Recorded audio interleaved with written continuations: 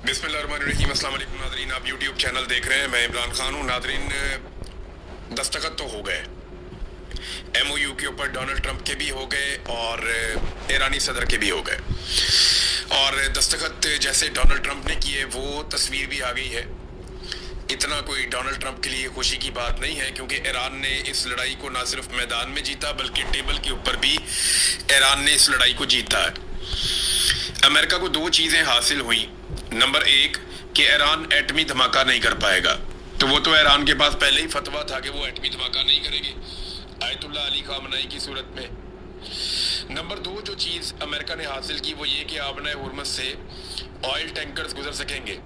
Donald Trump ने अपने मुंह से कहा कि दुनिया में तेल की किल्लत हो रही थी और 4 हफ्तों के बाद किसी के पास तेल ना होता अगर ये मुआहदा हम ना करते तो। कुछ अर्सा पहले डोनाल्ड ट्रंप कह रहा था फर्क ही कोई नहीं पड़ता, हमारे पास बहुत बड़े बड़े ज़खायर हैं, हम तो जनाब पूरी दुनिया को तेल की सप्लाई कर सकते हैं, हमारे पास ले आओ अपने टैंकर्स और ले जाओ तेल भर के। लेकिन फिर डोनाल्ड ट्रंप ने हकीकत बताई कि ईरान ने इस हद तक मजबूर कर दिया था अपने हुर्मुज़ को बंद करने के बाद कि दुनिया में तेल की किल्लत पैदा हो रही थी। तो आपने हुर्मुज़ खुल गई, वो तो जंग से पहले भी खुली हुई थी, लेकिन जो आपने हुर्मुज़ खुली है ये वाली जो एक शिक है, आपने शिक नंबर 5 से लेकर शिक नंबर 8 तक अगर आप पढ़ें, जो मैंने आपको पिछले वीलॉग में पढ़ के भी सुनाई है, तो वो ये वाजे करती है कि ईरान ने काफी हद तक अमेरिका को मजबूर कर दिया था इस मुआहदे पर आने के लिए। और यहाँ ईरान को ज्यादा चीजें मिल रही हैं, अमेरिका को बहुत कम कुछ मिल रहा है। यानी वो एटमी धमाका जो ईरान ने करना ही नहीं था उसी की गारंटी देके ईरान ने अमेरिका पे एहसान चढ़ा दिया।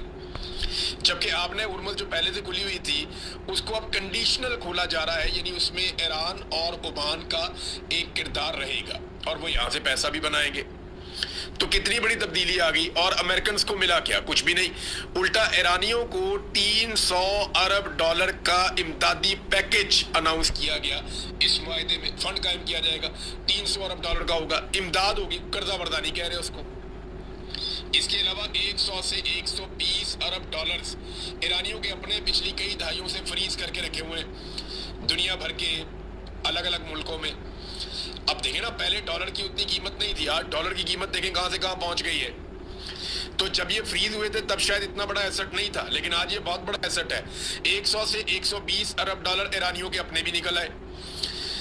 तो नवाज शरीफ के मुंह से आप अक्सर ये बात सुनते रहे, बार बार मियां साहब सारी जिंदगी इस बात का वावेला करते रहे कि मुझे क्लिंटन ने फोन किया और मुझे कहा कि तुम एटमी धमाके ना करो तो मैं तुम्हें 5 अरब डॉलर देता हूं।